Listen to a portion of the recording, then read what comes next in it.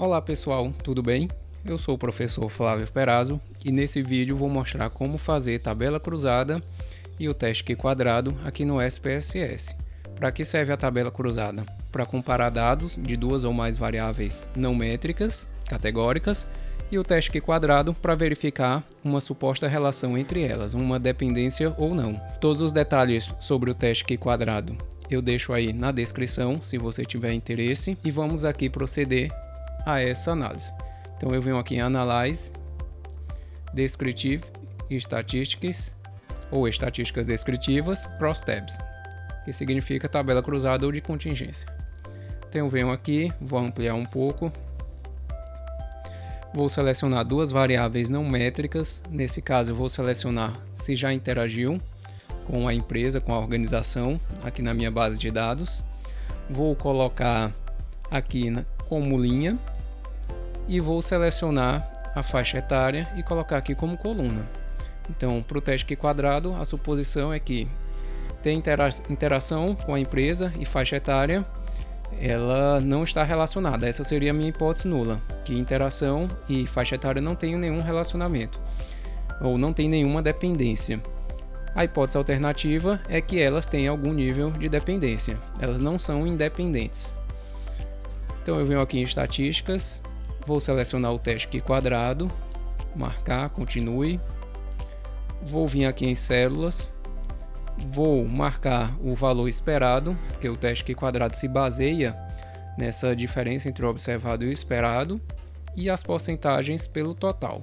Então continue, vou apertar OK. Aqui nós temos os casos válidos, 472 casos válidos aqui, nenhum dado perdido aqui no meu banco de dados. Aqui nós temos a nossa tabela cruzada propriamente dita. Aqui nós temos os dois valores possíveis dessa variável de interação com a empresa, que é sim ou não. E aqui nós temos as faixas etárias da nossa base de dados, entre 16 e 24, 25 e 34, 35 e 44 e acima de 45 anos. Aqui nós temos a contagem, então entre 16 e 24 anos que não interagiram com a empresa, nós temos 76 indivíduos, 51 entre 25 e 34, 36 entre 35 e 44 e 50 acima de 45 anos, a mesma coisa aqui na coluna do sim. Então aqui nós temos os valores. Aqui na segunda linha nós temos os valores esperados. E como é que é feito esse cálculo? É muito simples. Então, aqui na linha não, nós temos 213 casos, que representa 45,1%. Só que aqui nessa coluna, de 16 a 24 anos, nós temos 120 casos. Então, 45,1% de 120 é exatamente 54,2%. Então, a mesma coisa eu faço aqui, 45,1% de 143, eu tenho 64,5%. Então, a mesma coisa para cá, para cá. Então, a mesma coisa eu faço aqui para essa linha. 54,9% de 120 é exatamente 65,8%. Então, nós temos o mesmo procedimento para calcular esses valores esperados. Bom, como é que eu verifico se tem ou não um relacionamento aqui? Primeiro eu posso observar se há muita diferença entre esses valores que foram registrados na base de dados e o que foi esperado. Então aqui nós temos 22 casos de diferença. Aqui nós temos cerca de 14, na verdade 13. Aqui nós temos cerca de 10. Então aqui só temos mais ou menos 2. Então quando esses valores são muito distantes, é um indício que pode haver uma certa dependência. Mas, para verificar o certo, nós temos que olhar o resultado do teste Q quadrado.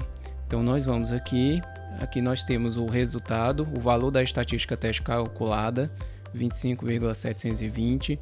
Aqui nós temos os graus de liberdade, que são o número de linhas menos 1, vezes o número de colunas menos 1.